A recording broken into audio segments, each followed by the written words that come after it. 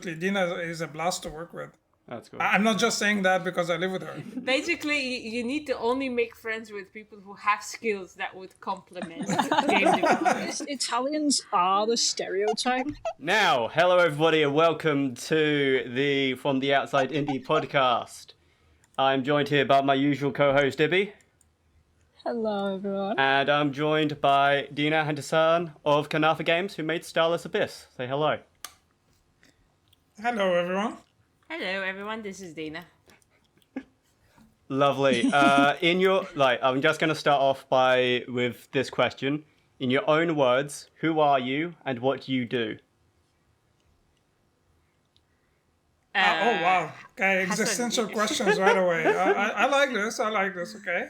Okay. Dina, do you want to take this one? Sure. I was gonna throw it to you, but I was not expecting that. Identifying myself. Who am I? Well, I'm a person who finds themselves as an indie dev.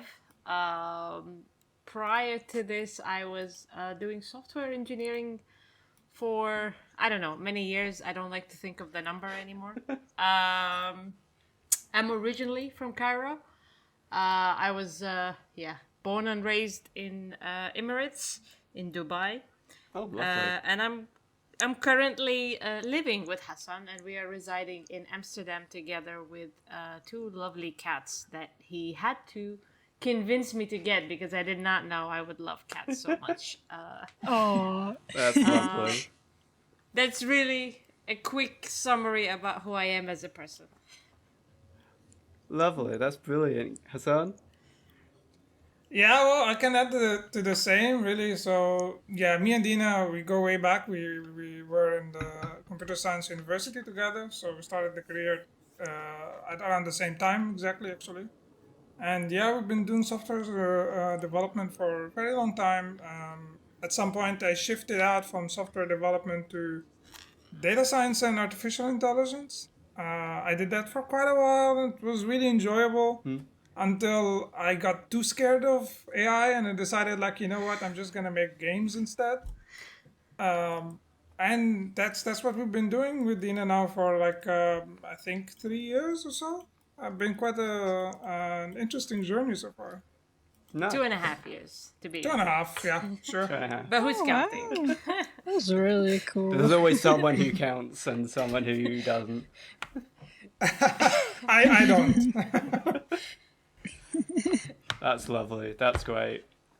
So you said you guys moved from your software development kind of areas into game dev. What was the what was the impetus for that change? Your Honor, I blame Hassan entirely. It was not really planned. I still find it weird to introduce myself as a game dev, as a game designer. I kind of laugh a little at myself when I use those words because it sounds so serious. But it was him, really. I mean, I think, Hassan, you've always loved games.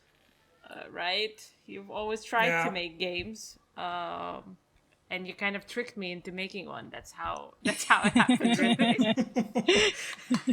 Tricked him. We've been tricked. That's true. That's true. But to be honest, I think even back when we were in Cairo, I had a studio for a while. We were doing a lot of work in mixed reality, artificial intelligence, and augmented reality, and AI as well.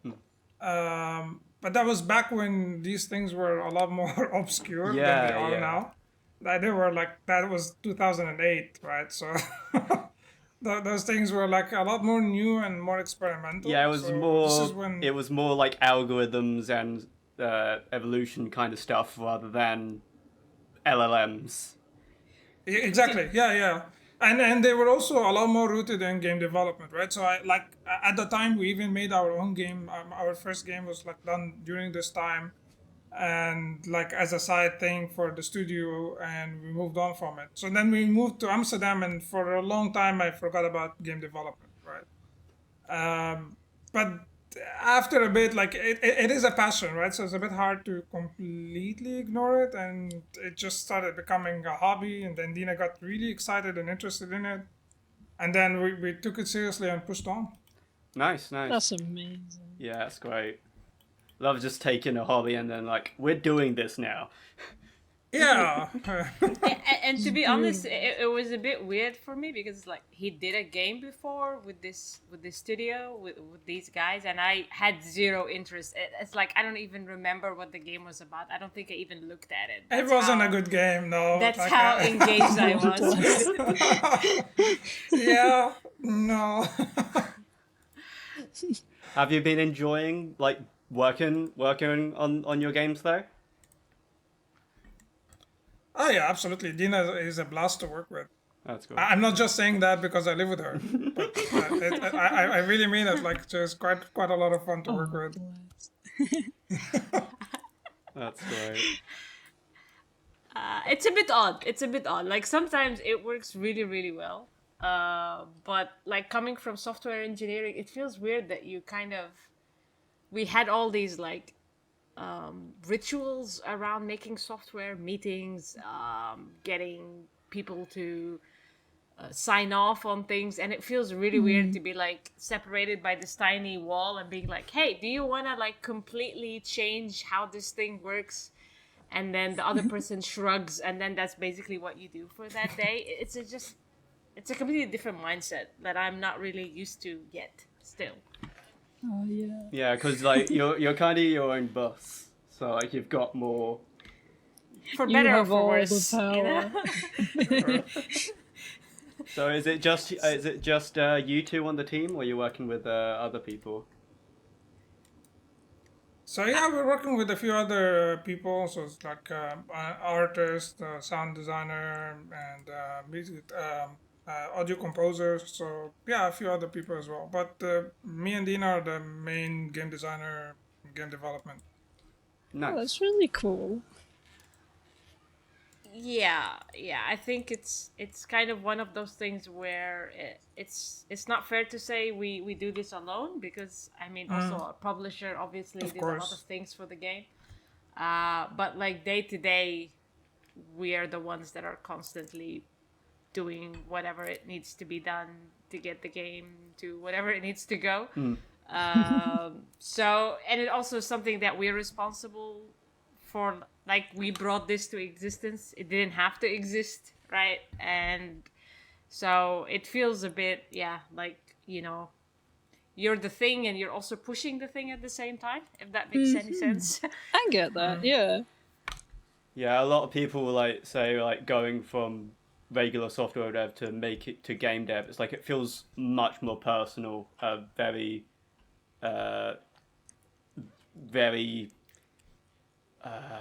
what's the word? You're way more invested in it, I guess. Yeah. In a way, yes, and this is why I think it's kind of interesting to me, because I feel like I genuinely feel like I was tricked into making the game. Like it's one of those things where there was no like explicit. So to give a bit of context, maybe telling the story of how it came to life was we were on holiday in Greece, and we were just like enjoying the sun, having a good time. We live in the Netherlands; it's not very sunny all year long. And then I'm obsessed with Slay the Spire, and it's something that's just taking so much of my time. And he goes like, I have this idea. And for an evening, he sits down and he starts doing things with like some sticky notes and stuff. And that's basically the pen and paper prototype that we kind of start working on when we get back. But in my head, I was thinking, like, I'm not going to have anything to do with this game, just like I didn't have anything to do with the previous game, right? Wrong. But eventually, I found myself getting more and more invested in it. And it might have been because it's just something that I personally enjoyed. So it felt a lot more easier to connect with it because I was already enjoying a game very much. If you're enjoying it, like that's a it. good sign.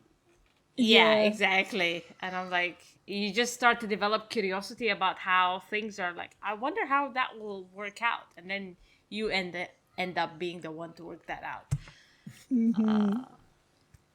Like you get sucked into that world of it, and then you make your own world then, and it's a beautiful creation that's yours. Exactly, and it's yours in a way that is very much like it's impossible for it to be anyone else's.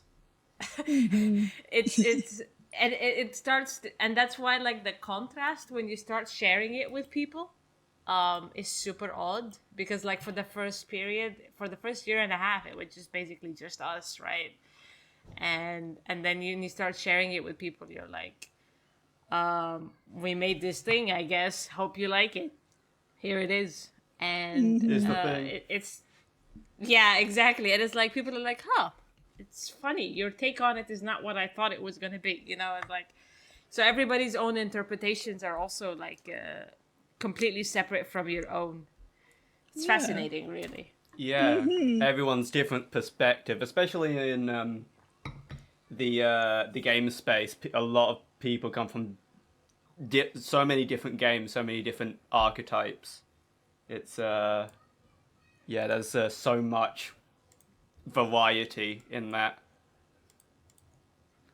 Yeah, and it It's also what keeps it depends on interesting. like, it depends on what you like to play also when you're like a kid or whatever, and if you played at all even, right? So Yeah, absolutely, yeah. So, Hassan, you were saying something? No. I was just saying really that all the variety and so on is what keeps it interesting. It's the reason we keep playing video games, right? Absolutely, yeah.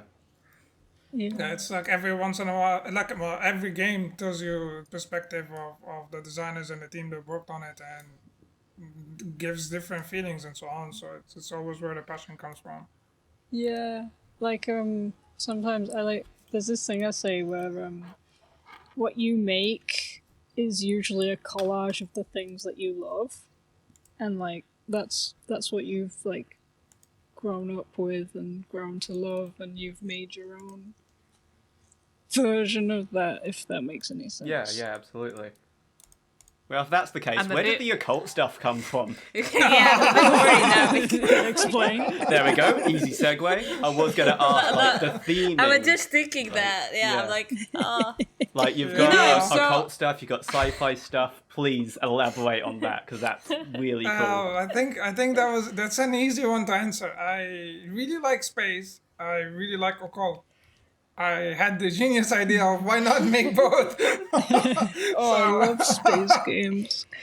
So yeah. okay, just for clarity, I think the word I really like the phrase I really like space does not begin to describe how much you really like space. you know that I robot love space. in like Portal, the one that like at the end in just keeps singing about space all Space Oh, Corps, yeah. yes. yeah, that's Hassan basically. That's Oh, yes, Yeah, amazing. That's yeah. awesome. And when I saw that robot, I got jealous of him. I remember, like, distinctly feeling jealous and also relating to it. It's like, I get it, dude. You go. It should have been me, not him. it's precisely like that. Yeah, it's a bit unhealthy if I'm honest. That's great. I love that. So, were there That's any beautiful. particular inspirations, or was it just from your general kind of interest? Definitely So- Farscape. Like, Yeah. I watched it for the first time ever, like just when we started making the game, and I love it so much. It's such a fantastic show. I think there's a lot of Battlestar Galactica as well in there. It's just, like very nerdy old school sci-fi that is just I need to watch Farscape fully. oh my god. What? it's You so didn't watch good. I've it? seen You the need first to- couple of episodes because I found them free on YouTube, and it's like this is really Yeah. cool. Yeah, It is. it's like It's an amazing show. yeah. I've watched Yeah. more like Stargate, which is kind of takes. I know that that Stargate has a couple of the same actors in the later seasons. Star Trek is probably the one I've been most invested in, but Farscape Me is too. I really love Star cool. Trek. Well, the thing is that Farscape, I think, aged the best out of all of them because they didn't rely on CGI. They relied on animatronics and makeup. Yeah, Basically. yeah. Really cool. All the aliens are just people with face ridges. It's great. That's Yeah. awesome. Or like huge animatronic like stuff that is just moving Yeah. on mechanically, and it's aged really well. Like if you watch it nowadays, it's like, oh, okay, that's nice. Yeah, I'm sure you can go through the episodes and pick out like, oh, that hasn't aged well, but for the most part, it's quite timeless. My it favorite my favorite part is when you go like, oh, I think this is when slow motion became a thing, and then you can see it like Yeah. overused in the entire episode. Oh yeah. Yeah. But fantastic show. It just has great like character building, this great feeling of being in space. Like some of the encounters that we have in the game are like straight up just like a part of an episode in Farscape, where you go like, oh, we just stumbled upon this like generational yada yada yada, and That's we were Oh, like, that's awesome. let's That's just right. write that down. Yeah. So that's like, Yeah, that's like real like illusion. That it's like nobody Yeah. who knows nobody who doesn't know the show will know, but what we know, we know. For those that know. know. For the ones that know, they know. Yeah. Exactly. This is for the true fans. Me? I don't know. But that's okay. So that's We're learning. So that's like the sci-fi stuff. What about the occult stuff? Was that integral from the start, or was that added afterwards? Oh yeah. So occult stuff. So I always really liked Lovecraftian stuff. I didn't like Lovecraft. Don't get me wrong. I really don't like Lovecraft. Yeah, But I like yeah. the themes that around the topic.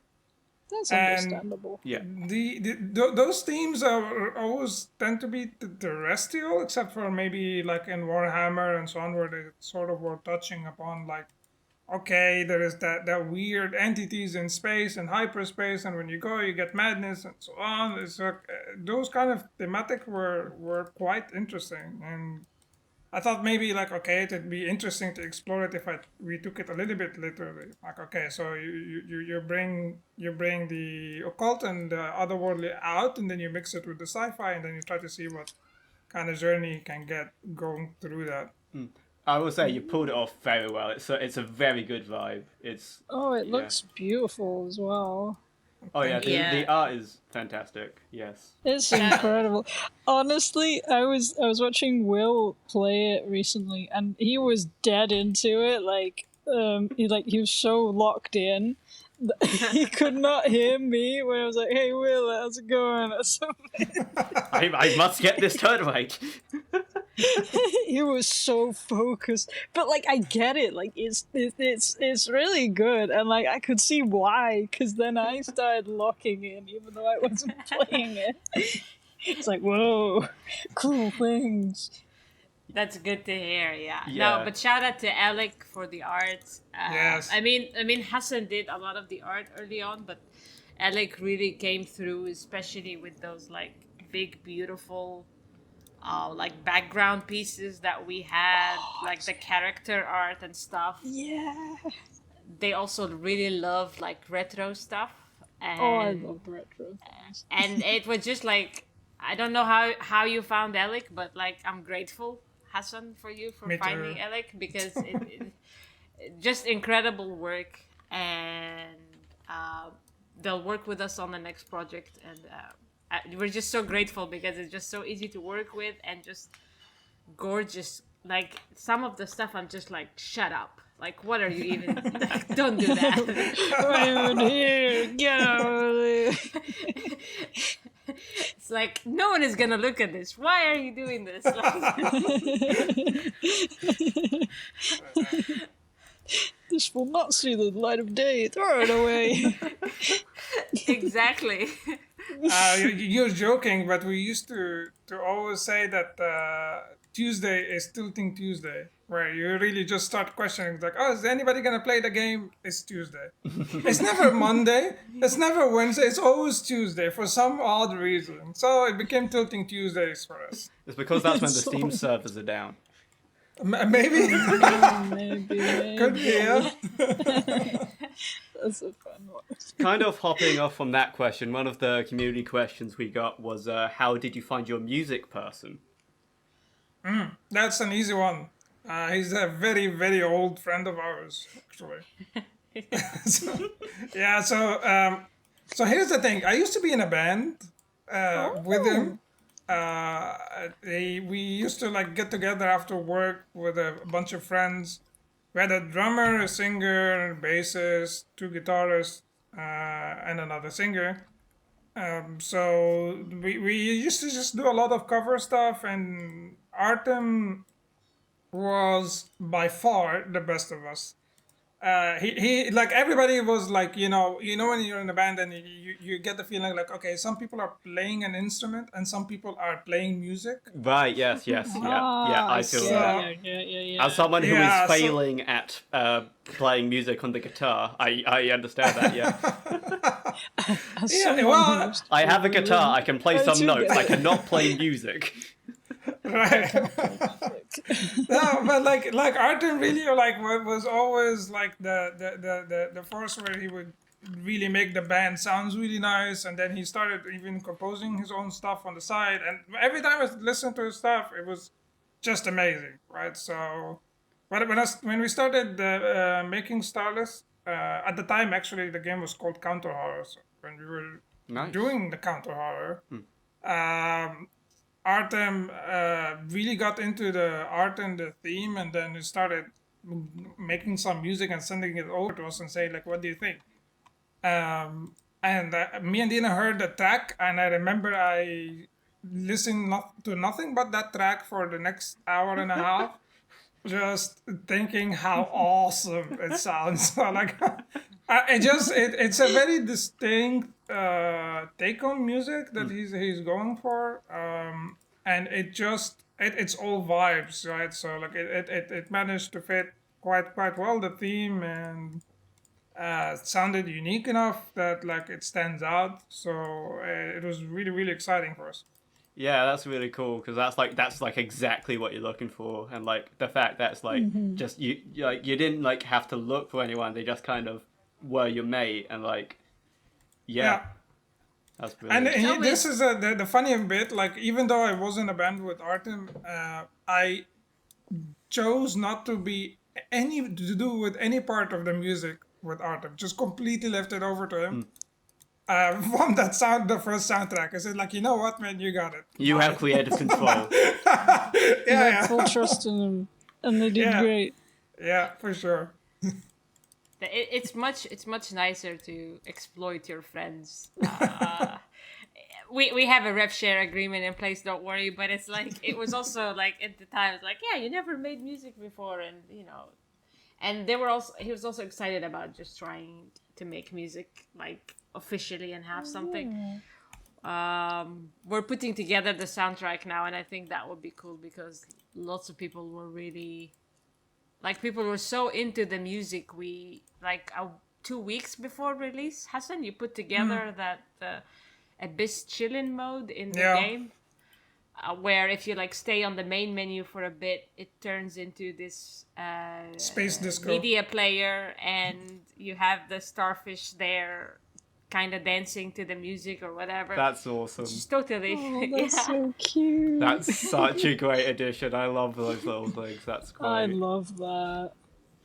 Yeah, but it was just basically because from the demo people were like, "Oh, the music is so great," and we were like, "Okay, let's just do that." I think people would like it, and it kind of worked. But yeah, excellent job on the music.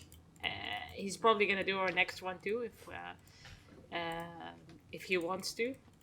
Hopefully he does. It's okay. He already signed his soul in blood. So Excellent. He has to do it now. yeah.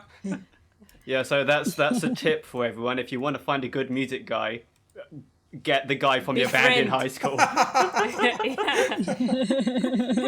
Basically, you need to only make friends with people who have skills that would complement game development. Yeah. Get your skilled friends together, make something fun. Yeah. Honestly, that's not bad advice. Just like, yeah. Yeah, get your friends together and make something cool together. For sure, yeah. Yeah, so was this your first project then, as a studio? Yes. Yeah. Yeah. Is there any reason you're called Konafa Games? Yes. Absolutely, there's all reasons we're called Konafa Games. So, Konafa is a type of dessert in Egypt that we just really love. And like it just sounded like something that we can relate to, and we wanted the studio to sound like to be named that. Yeah, that's good. Sounds good. Yeah, that's great. I love Yeah. naming stuff after food. Yeah, for sure. But I mean, it's also that looks amazing. I It is, taste and- way better. So and it's all over the Middle East. Like every country does its own variation of it. That's and- beautiful. As an Egyptian, I can tell you that the best version of this you will find in Palestine or Syria. The best version does not exist in Egypt. I tried no, to that's find true. it. Yeah, it's actually a mediocre version in Egypt. So, Yeah. You gotta travel for the best stuff. well, you can get it in Cairo, but that's because it came culturally from somewhere else. But like the one in this region, the one invented by the region, not that good. I will travel far for delicious food. Yeah. Yeah. And there's also a double meaning to this, that when people are kind of doing something messy that has no shape or form, it's called like, what are you doing, kunafa? Because it originally doesn't have shape or form. So it's kind of like It's like building a game. our perspective on how we make games, That's I guess. brilliant. I love that. That's so good. It's beautiful. I love that. That's really nice. Symbolism. No, wait, that's not the right word. Metaphor. Double something. meaning. But yeah, that's brilliant. That's great. It's amazing. I love double Great meanings. name, guys. Yeah. Yeah. I, Starless Abyss, makes me I hungry, would though. ask, how did you get that name? But that one's not as much of a mystery.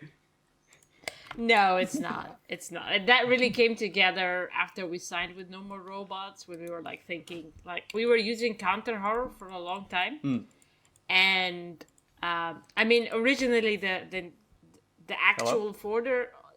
Yeah, can you hear me? yeah. Hello? Oh, right. Sorry. I thought, did we lose Will? I think. Will? Hello. Hello. Oh, Will is here. Hello, I'm here. Will. Hello. Hi. Sorry. Hey. Continue. Hey. No worries.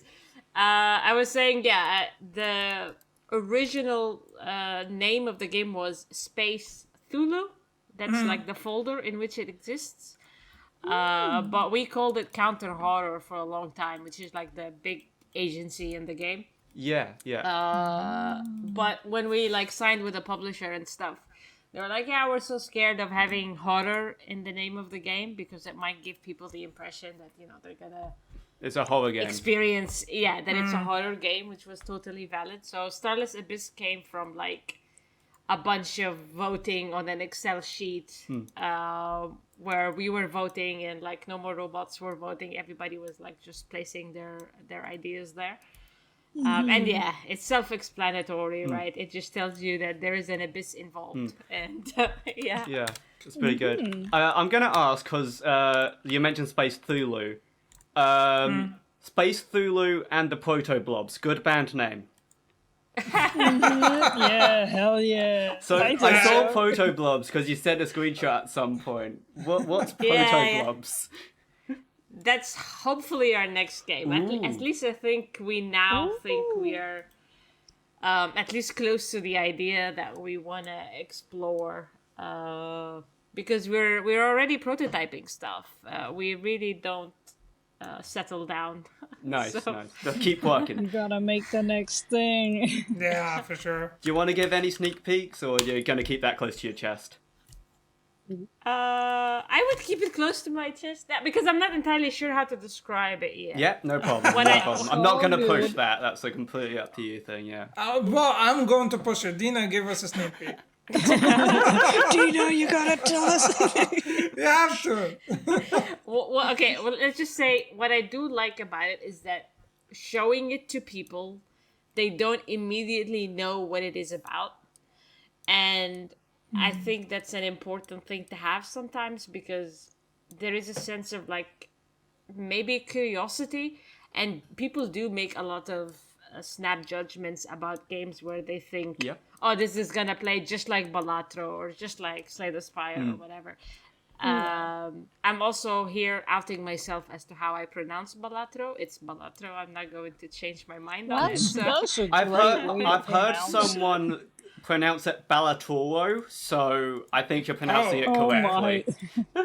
I think Yeah. the expected norm now is Balatro is at least what the Yeah, Northern yeah. Lion folks say, but I will not say it that way. I am not wrong. Thank you. We're moving on. We're moving on. Fight me in the comments. Quick, everyone say something wrong so we can get our engagement up. Jiff, I'm dying on that hill. Jiff. There you Jiff. go. I love GIF because of all the memes that come from it, like JFedge and things like that. Oh yeah. Yeah. I've been saying it JFedge for so long. It's like Jake? it's just Oh wow. Okay, I haven't heard that one before. That's interesting. Right?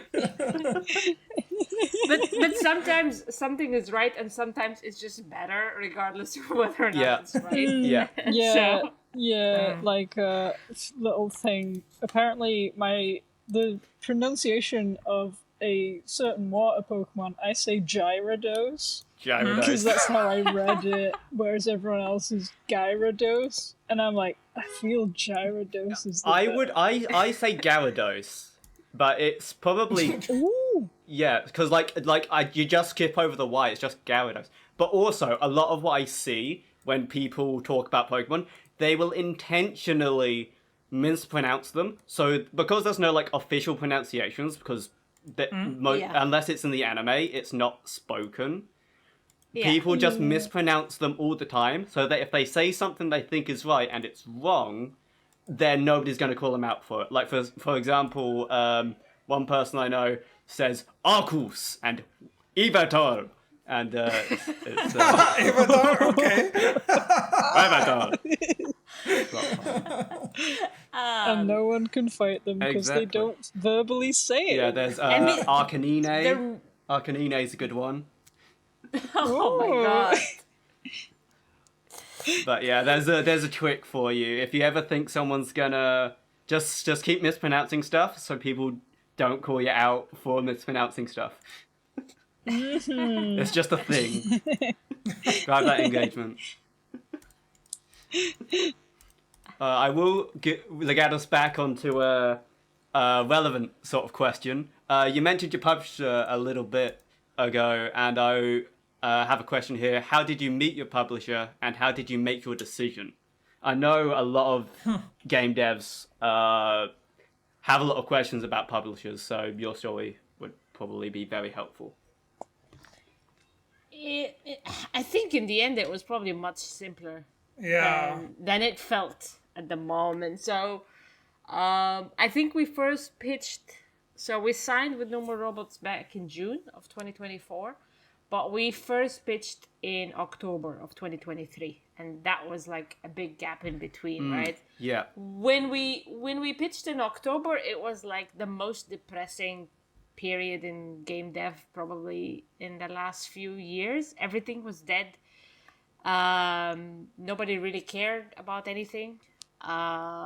And we got a rejection from No More Robots in October, actually. And so we just went like, okay, we just keep doing what we do and it's fine. And then in April, we planned to go to Reboot Develop in Croatia. And through that and some conversations we were having at the time, people were telling us that, hey, publishers are taking deals again.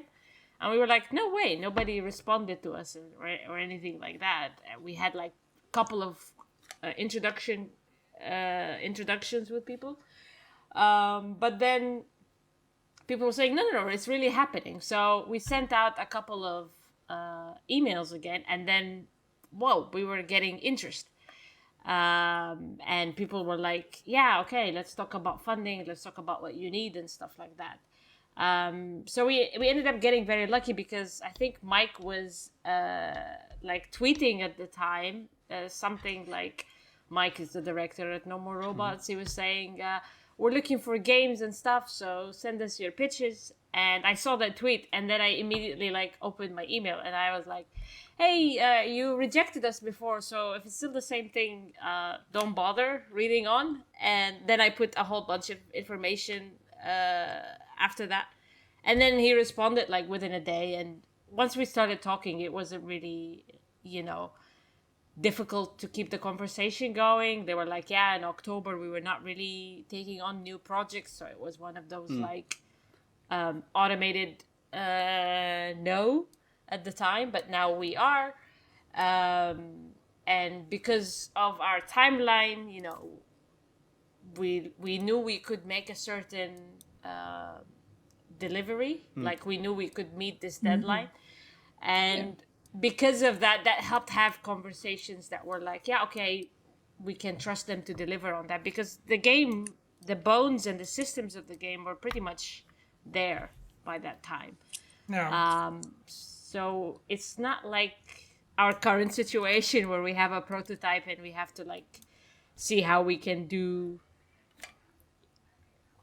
find people. It's totally different once you actually have systems and things and art and music, and people don't have to use their imagination to know what the game will look like.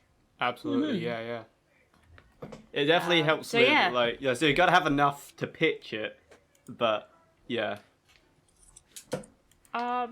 Or confident, like, I don't know, like in these conversations, Hassan, like we were saying the other day, like we were telling people, yeah, we can deliver in March, April of 2025. I have no idea how we decided that this was possible, right? Yeah. But we were saying it with such confidence that it was just like, yeah, sure, we will do that. And they also kind of buy into that, right? Because confidence is very charming. You gotta fake it till you make it. Yeah. Like, I am big But game it dev. was also an arbitrary date, right? Like, I think Dina just picked that one and said, like, yeah, it sounds like it's a nice period to launch a game. Let's do it. It's like, okay, then that's the target. And I think our software development discipline is what really kicked in at that moment, right? Like, because we've been dealing with deadlines our entire career, over a decade by a lot now. Yeah.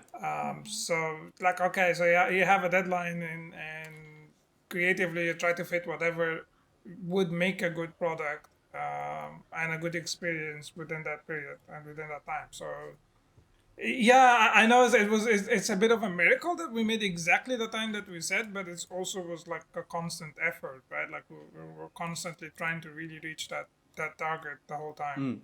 Yeah. Yeah, I reckon the being able to work within deadlines is definitely a helpful thing, because there's probably some new devs out there who like probably went directly into that and probably don't have have an idea of how to work within deadlines. It's probably very important for a publisher to, get stuff done on time. Well, depending on the publisher, I suppose. From your end, did you negotiate at all, or were you just happy with what they offered you? Yeah. I'm really bad at negotiating. I think Hassan, it gives me anxiety to negotiate. Like, I'm like, we were lucky though, because we did have a couple of other offers on the table when we were talking with No More Robots. And so it was giving us this kind of like, we're negotiating, but we're not really negotiating. We're just telling you what the other guy said. Yeah. Yeah. If you really want Which is us, here's what the negotiating, other really, guy but said. My mom said. yeah, and the beautiful thing is that you don't talk to the one that is giving you the highest offer, right? So I thought they gave us the highest offer. Okay, we talk to the other people. And then like, okay, out of them, who's the highest? Then you go to the other one, and that's basically it. See how far you can push him. So, Well, I mean, there's always within reason, right? Yeah, Like you're absolutely. working within the constraints of the game and the time that you have, and also within our ask. It's not like we were asking for a crazy amount of money. It was just very clearly tied to finishing the project and being able to support it. And we're not a huge team. Like you see, we're just exploiting our friend for music, and we have Lucas for audio and Alec for art. And in that, basically, we're just trying to make enough money to feed our cats, more or less. The goal is the cats. it's an important goal, yeah. You do this for the cats. My friend Joe would love you. They would eat me if I don't feed them. That's why. So, Cats are vicious. They'll find a way to stay alive. Yeah, so it's a bit like being honest and stuff, because you also get exhausted by having constant conversations. But I think in the end, everything got wrapped up in like 3 conversations, really. Nice. And then the lawyers, and I highly recommend lawyers to anyone who's ever signing a contract. I know we watch like a lot of legal drama and we think, yeah, I can read proof a contract, no problem. But hire a lawyer. They'll negotiate some things that are not great for you out of the contract. And then you don't even have to participate, because it's basically lawyer to lawyer, and like it doesn't ruin anything about the very early relationship that you're having. And it's also good because then you don't want to have like a really bad termination clause or something. You never know, right? Like it's just good thinking to do it. It's the best, I don't know, $1,000 you'll spend, but just spend it. Like It's worth it. yeah. Because it's obviously a contract. It's like legal stuff. It's like this is going to be the thing from like. It's very important that that's correct, because it can have a lot of consequences. Did they give you funding? Is there anything else that your publisher does? Because I know some do like marketing and stuff like that. Yeah, everything. Oh, yeah, absolutely. So, No. Yeah, go ahead, Hassan. Yeah, so there was a lot of support from Normal Robot, really. So it's both, of course, in marketing as well as the quality assurance. So it was a fantastic team of testers that was constantly trying to break our game. Excellent. I'm not gonna hold it against them, but yeah, they generated a lot of work for us, and that eventually, of course, made it that the game is much better on launch, and with a lot fewer problems than there would have been without them. And of course, the localization aspect as well. Yeah, I can imagine localization's a big thing. Gets you into the other markets.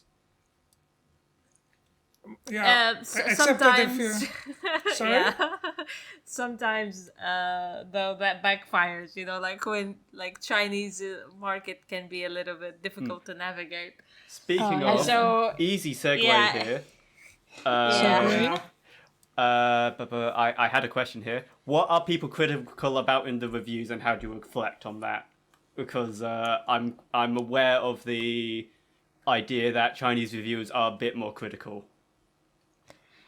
So a bit is an understatement, but they're also right. This is the sad part. Or not the sad part, the hard part to take as like the creators for the game, right? Like on one hand, they're really critical, but the other hand, they're also really right. Mm-hmm. So then you just take it, and then it's like, okay, well, that's actually constructive, but it hurts me, Yeah, like it's helpful, but you're like, I worked hard on this. True. Yes, absolutely. Yeah. I think the main criticism at the beginning was mostly about the way the progression happened later in the game. So most people and also that reflects on our attention. We really focused a lot into the early experience of the players, right? And this is the one that we also tested with the demos. So we had a lot more firmer grasp on how players engage with that kind of content. But then what fell slightly short is like when people started like giving in 40 hours into the game and then started like, okay, unlocking a lot more content. Then how the content starts going into the pool started affecting how they actually build. So people started feeling that, okay, I was winning before, but I'm losing now because there is more content now, which is diluting the pool a little bit. And then it makes it that, okay, the synergies that I used to be able to pull easier before are harder now. So that's, I think, was one of the more important criticism at the beginning. Of course, we jumped on that and we launched an update to limit this in the aspect. But at the beginning, that I think was look. Let me be honest here. It was also impressive that the player base managed to reach that point in the content 2 weeks or even 1 week after the launch of the game. So like 1 week after the launch of the game, and then people are hitting 40-hour content. Like, okay, that was a little bit faster than I expected. You got those. Underestimate pro gamers. It's true, yeah. So like that's also like, okay, hold on, we're gonna fix it. Just play less. Then we get to that. Slow down. Please stop playing my game. Hold your Honestly, horses.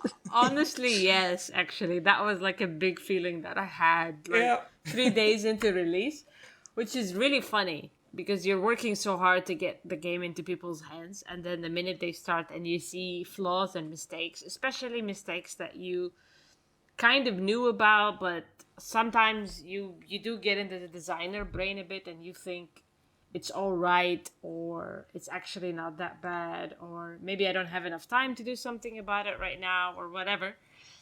But there were things on our Trello, right? Like there were not even things that were hidden. Like literally they were like second priority Trello items. But that's the problem, right? Like we saw them as second priority and they did it.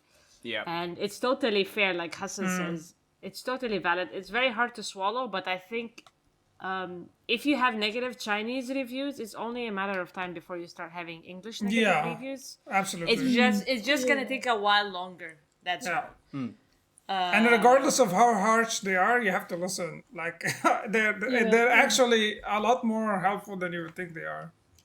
Yeah, it's like I feel it's better to get like that feedback sooner rather than later because like the earlier in the development, the easier it is to like fix it or something. True, like from development standpoint, but of course from launch sales standpoint, early good reviews are better. Yeah. Oh yeah, true. Sorry, the flip side to it. But yeah, you're absolutely right.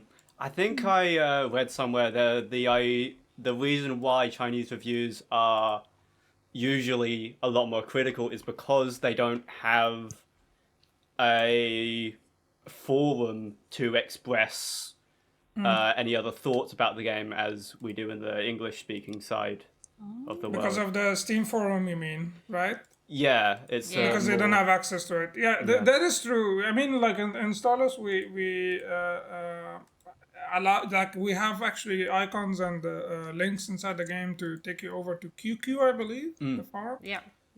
Where they sort of like Discord, but they get to access it, and there were even community managers there that would respond, translate, and hope. I mean, like it's opaque to us, of course, because of the language barrier. We don't know what's going on there. But we at least have stuff in place that hopefully did what they were supposed to do. Good. That's cool. I didn't know that was a thing. That's really cool. That's really neat. It's a thing, Yeah, and I think the other thing... sorry, Hassan, go ahead. No, go ahead. I wanted to say the other thing when it comes to like having the game localized in Chinese is that sometimes localizers don't play these kind of games and they don't use the right terminology sometimes for something. Like we had a couple of early negative reviews that were really hard to flip because of bad translations. Not that they did a bad job, it was just certain things that don't. Is it like contextual stuff?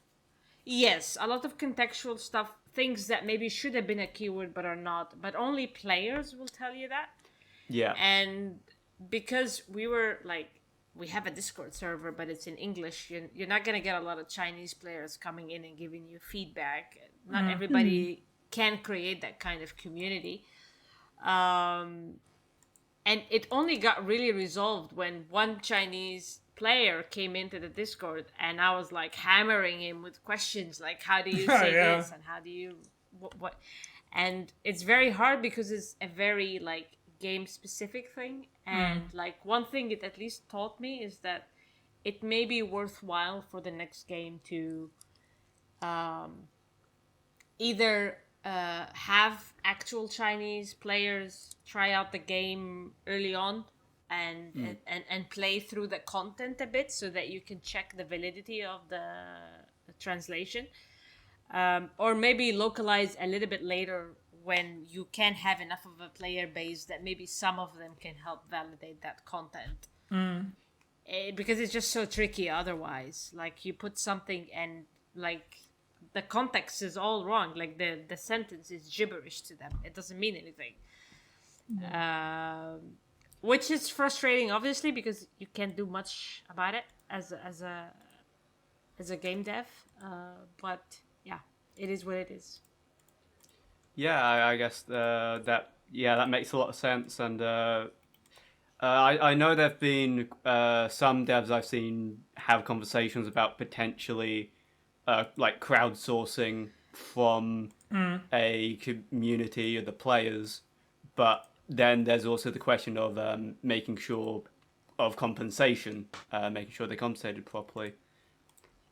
Yeah, I think that's hard. It's still it's still better to localize it professionally, but then ask players to validate. Yeah, I think that's Yeah. Yeah, that seems to be a good ground to stand on there. Moving on from reviews then, well, speaking of the reviews, I guess, what's one thing you'd completely rework in the game if you were given an additional year to work on it? I don't need a year, but I would love to rework the ritual button in the game. Absolutely. I only just got a thing that worked with that, and I haven't touched it yet, so I don't have experience with that one. Sorry. It's not bad. It's not bad. It does, however, it produces some form of friction that we didn't expect. Because people forget to press the button. That's that way. Exactly. So it's a button that will give you a very powerful card that you get to use it like once, right? And then it's sort of like a consumable, powerful attack or utility or so on. And you've got the downside to it as well, where it makes right. I like the idea of it. I just haven't used it yet, so. So ritual buttons, ritual cards themselves are fine. However, the way that you inject it into the deck is like when you press on the button. So the button was meant for players to like ask a question to themselves, like which of do I get to now sacrifice some cards in my hand to get a powerful one-time consumable?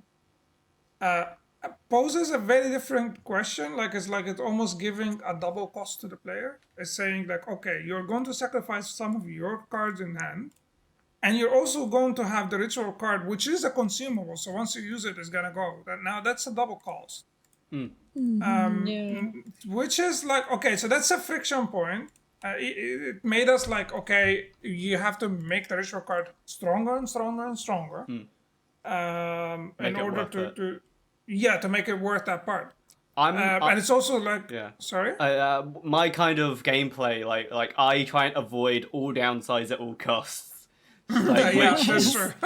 Yeah, that's kind of how I play. I personally think that's a really cool mechanic, and I would try and build that up, to be honest. This is the reason we don't think we need a year to rework that bit. I think we're probably going to consider a few options for it going forward. But like, if you would ask me at any time, any day, what would you change about Starless? What that jumps into my mind is this button, this damn button. I mean, Like, that's pretty good. That like you're satisfied with the thing as a whole, so that's your one there. That's pretty cool. I think it's also like some of these ritual cards are, to be perfectly honest, a bit of them are like weak sauce. They're not really as strong as that make it worthwhile to do the sacrifice. Yeah. If like, I don't have that same hate towards, I mean, I would love to change it, but I don't have the same hate. I think for me it would be the overlap in the factions. We didn't design enough cards with enough overlap that can allow people to not feel so restricted. I think like the thing that is underneath all the negative feedback and also the positive feedback is that the power fantasy doesn't really hit the highs that you would want it to hit.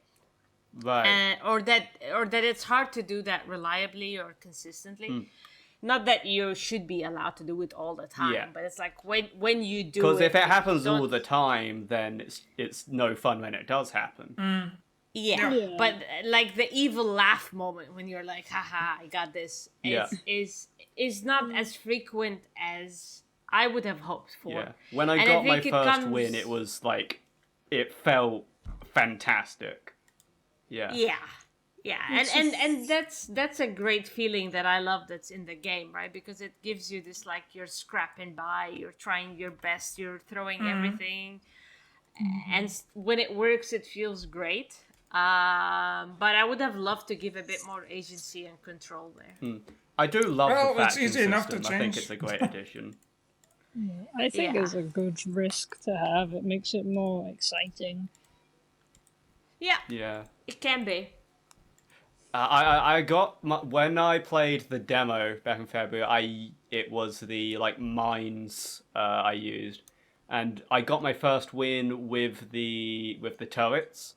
And recently I've been trying Dominion because I like the poison builds or radiation builds as they are. Yeah. The radiation is always my favorite, for sure. They look great. Nice. All right, lovely. Here we're gonna do our sections now. Here's our patch notes section. What's something you recently improved in your process? Hassan's keyboard, I think. Oh, right. Yeah, so my keyboard splits now. It's amazing, guys. Like, yeah. I found out that I'm too wide for my keyboard, and now when I split it, I don't have to hurt my shoulder, which is amazing. And also does mean that I'm getting older, because I care about the thing. So, there's that. You just got a cool keyboard. That's great. Yeah. There's half, like you can put them in half. I think they're really cool. Yeah. Very convenient as well. You It can, is. Like, put your hands more like stretched out. Yeah, but you get to also put your coffee cup in the middle. Oh hell yeah! You So, That's could have a cup amazing. of something, put a straw in it, and then just have a sip yeah, while you absolutely. code. Oh, I'm gonna do that next. Okay. Hell let's go. yeah! Don't have to lift a finger. That's awesome. I love that. Kind of a similar one then, but creative tool belt. Apps, gear, or tricks you swear by? Well, I mean, since we made a pixel art game, Asperite, absolutely. Yeah. Like, that thing is amazing. Good things, yeah. I love my human tablet for art-related stuff. Super nice and easy. Nice. Well, we haven't used that one for Starless, but we started using it for our next project now. And I cannot imagine ever that I will ever do another Unity project with that Odin Inspector ever again. That thing is amazing. I was like, well, like I was going through it and I was just like wondering, like, why doesn't Unity does that like out of the box, and like, why no one told me about this? So,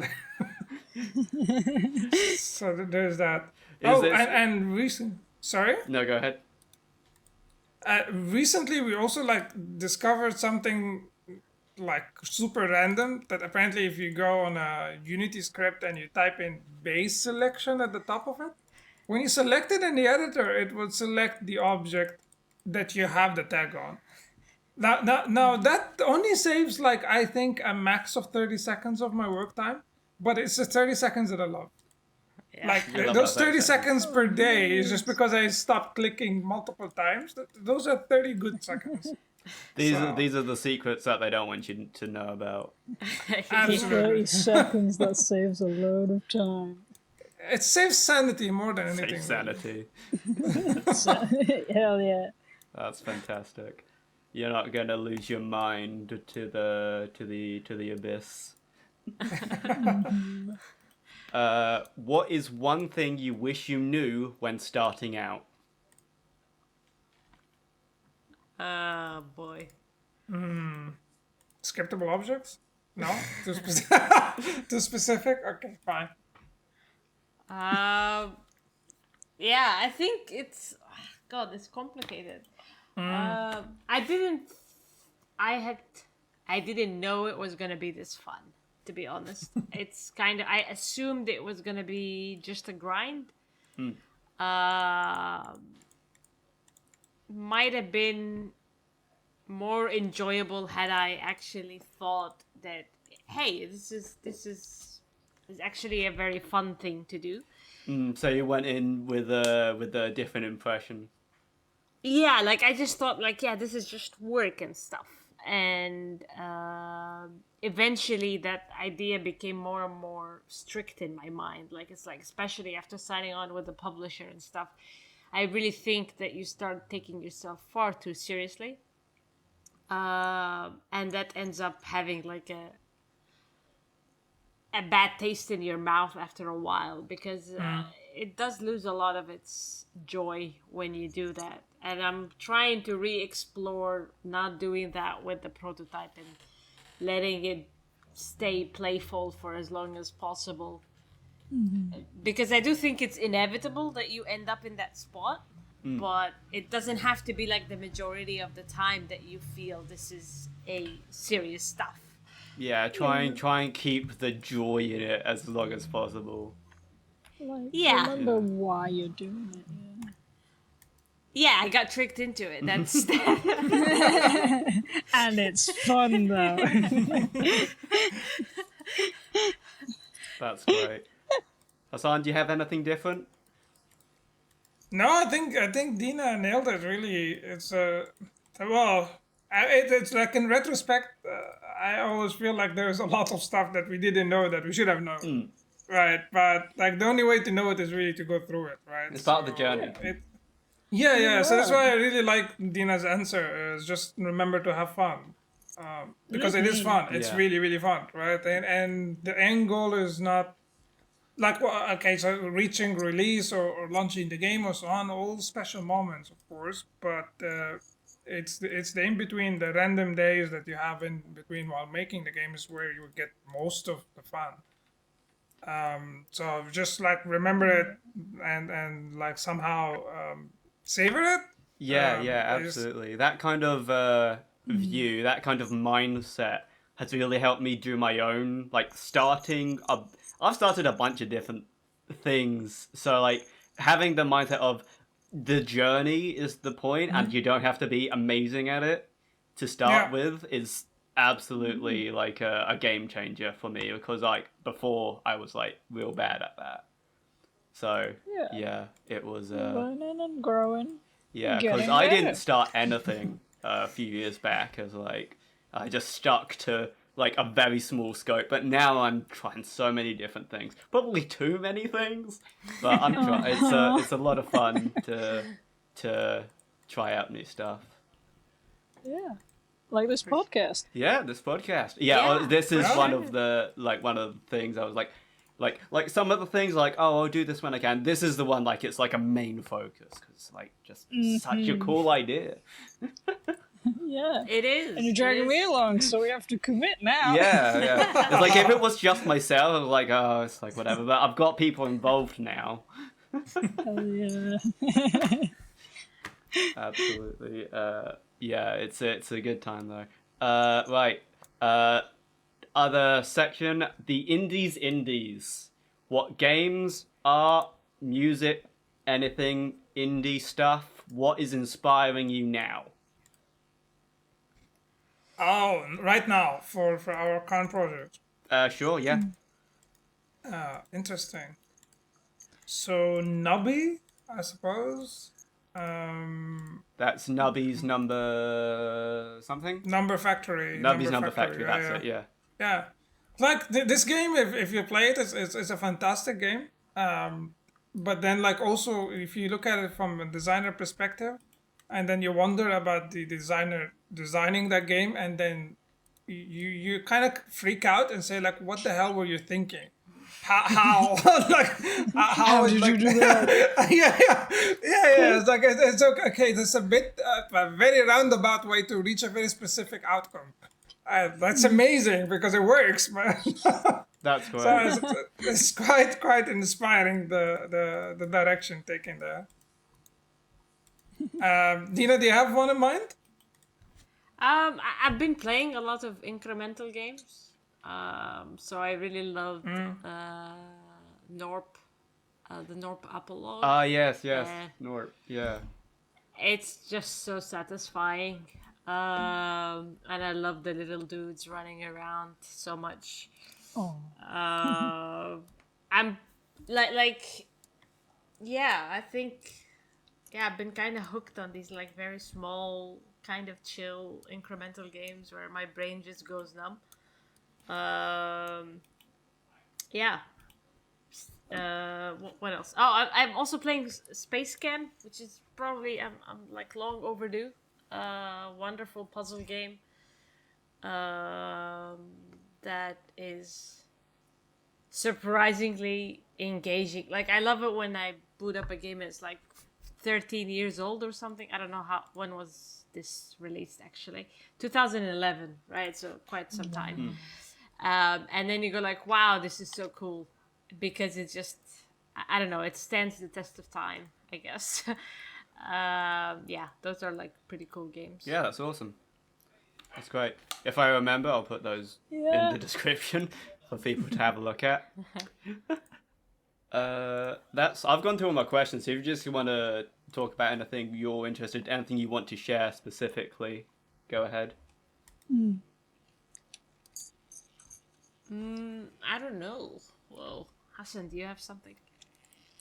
No, not really. Except that like before starting the podcast, Dina was telling me one of the questions are about hagelslag. You didn't mention that one. Yeah, sorry, I forgot to mention that one. I think this is yeah, but this is very controversial. It's like a touchy topic. Touchy subject. But yeah, one of our friends wrote a question, and it's what's wrong with hagelslag, and Nothing I have is wrong no with idea what that's hagelslag. referencing. I read it and I was like, what the hell is this question? So I will give you context. You know, like when you get a cake and then you have like sprinkles on top with like colored stuff, basically. Like the chocolate sprinkle things. Yeah. But it's not chocolate. It's like the other colors, like the green, yellow, red, rose, small things. Colors. Yeah. So well, the Dutch invented like a regular food that they just call it hagelslag. It's essentially the cake sprinkle, but you're supposed to put it on sandwiches, which effectively turns any sandwich into a cake. Oh, that reminds me. It's amazing. It's like, it kind of reminds me. There's a thing. In like the north of England, they call it like fairy bread, where they put like it's just normal bread, and they put like sprinkles or sugar on it, Yeah. and then they call it fairy bread. Yeah. Yeah, That's cool. Yeah, I'm looking at Ex- it now. Like I see the resemblance there. Yeah. You get what I mean, don't you? Yeah. Yeah, but it's the except same in the thing. Netherlands, they would add it to even a cream cheese sandwich. Like, here's a cream cheese Oh. sandwich, now make it a cake. And now Oh, you just no. eat it. Yeah. It's fantastic. It's like, look, you cannot hate it until you try it. It actually I'm can work. gonna give it a try. I'm I- not gonna going try to give it. it a try. I I'm have so open to trying things like this. Hell yeah. It was my first lunch here in Amsterdam. I show up to work, and over lunchtime, I'm just looking at this box of like chocolate sprinkles, and I'm like, what is this doing on the lunch table? Like, what is going on in this country? That they have chocolate sprinkles next to like just bread and like cold cuts. And then I see what I really thought this was deranged behavior. It's like someone just spread some butter on their toast and they sprinkle the chocolate. And my mind was blown because like this is an adult in like a corporate environment, and here we are making I don't Sprinkled even bread. and, Bread. It's dessert. It's dessert for lunch. Like, come on. Yes. That's per- amazing. Yeah. Hell yeah. That's a great way to put it. Yeah. Dessert for lunch. And you can get away with it.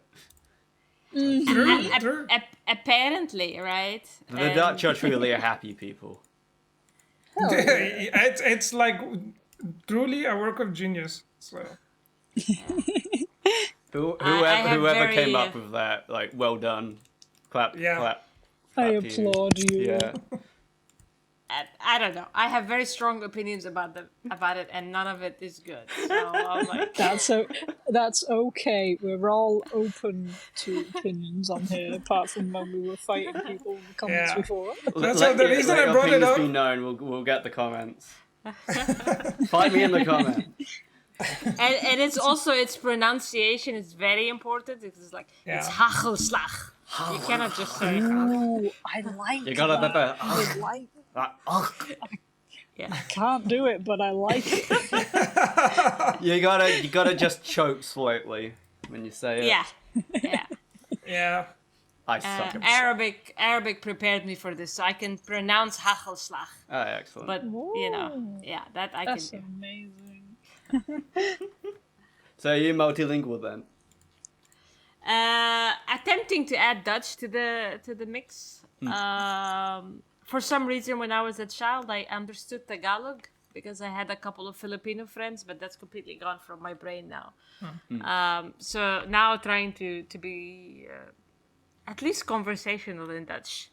Not great conversational, but just functional. Enough to get by, as they say. Yeah, enough for them not to switch immediately to English. Yes. That's impossible, though. So yeah, the only Dutch language conversation I managed to invoke where I was speaking Dutch and the other person is responding in English the whole time, and then like I go full stubborn and say like, okay, fine, I'm gonna continue speaking in Dutch, and they continue speaking in English. So it's a bit of a challenge, but I will take whatever practice I can get. So. Don't go back to English. I'm nearly there. Just a few more sentences. I suck with languages. Well, I'm a lot better now, but it's a bit late to learn a full language. But when I was a kid, it was like, I just didn't understand how they worked at all. But but then I had a spree of like learning how languages worked, and now it's too late to learn a new language. It's like the problem is I can't pick one now. So Spanish. see. There you Yeah, go. Spanish. Go learn Spanish. I've had to look yeah. at Japanese, German, French, and Spanish, and it's like that's too many options. I just give up. As a half Italian, I couldn't really learn it very well because I had like processing issues growing up. But like recently, I've learned enough Italian to like process, like not express emotions.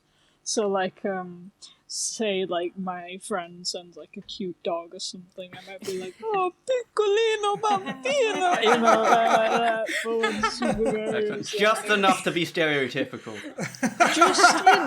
to be honest, Italians are the stereotype. We can't get offended by it because that's just us. I mean, Super fair. Mario is super accurate. Super accurate. Okay, wow. We literally do the Yahoo and eat the mushroom and jump for joy. Oh, that's incredible. Can't wait for Tuka to hear this. That's amazing. Yeah, I know. Me too. I'm right though. I mean, when I visit Why are you Italy, bullying me? I'm right. when I visit Italy, I feel like I can understand them. Just like I feel like I'm talking to Egyptians. Like it's the same mannerism. There are a lot of like cultural overlap. And even if I don't speak Italian, I'm like, I know you're cursing me out. I know what you're doing. Like, yeah. Especially with the hand gestures. They're so big with the hand gestures. Even I'm doing it right now. Oh god. That's amazing. But yeah, I wish I had a better hang of language, but I just don't. So, because I'm an Englishman, born in England, and I've not travelled much, so I'm very, very shielded from. The most Englishman. Definitely not, because I've listened to all the other English-speaking countries so much that like my accent's been kind of mismatched with bits of Australian, New Zealand, Canadian, American. It's just all over the place. But You that still doesn't. sound posher than where I'm from. Oh yes, I'm so posh. Yeah. Fetch the tea. You sound very eloquent compared to down where I am. I try. But like as an Englishman, I don't like tea, so I'm not very good for the stereotype. Yeah. Okay. So that's a bit hard to come back from. Yeah. It's like I'm an Englishman who doesn't like tea. Who even am I? Yeah. Now, this is why I always joke about Dina that she's not truly Egyptian because she doesn't like desserts. And that's like that's 90% of the cuisine in Egypt. So I don't know. I don't know where to take it from there. So. Oh god. I mean, I tried. I just don't vibe with dessert. I'd rather just have like pickles. Like Pickles. Like raw pickles. With hagelslag on it? Or no? No, thank you very much. Do you like more savory or more sour? It's like Yeah. Like I think I can get into a physical fight over a really good sausage. I think that I have it in me to do that, but not Hell really. yeah. Yeah. Dessert, I'm fine. I'll pass. I get you, yeah. and we brought it all the way back to food. Oh hell yeah. It's all full circle here. It's been, I think, we're over an hour, so I think that's where I'll call the podcast. So if you guys want to shout out all of your stuff, go now. All right. I guess shout out to Alec for the lovely pixel art. Artem for making our music. Thank you so much. And for Lucas for making lovely audio sounds for us. And yeah, No More Robots for being really, really cool. And where can people find you and find your game? On Steam, you can't find us because we're nowhere. No, we have a website and a Discord. You're welcome to pop in. We're only partially antisocial. It's not totally antisocial. So it's... Only on Tuesday when I'm tilting, but okay. On Tuesday. Oh god. Yeah, that's about it, I guess. Lovely. Yeah. So that's Starless Abyss by Konafa Games. You can find that. All links will be in the description when I remember and whenever I release this, because I'm pushing back the release date because I want to make sure everything's perfect.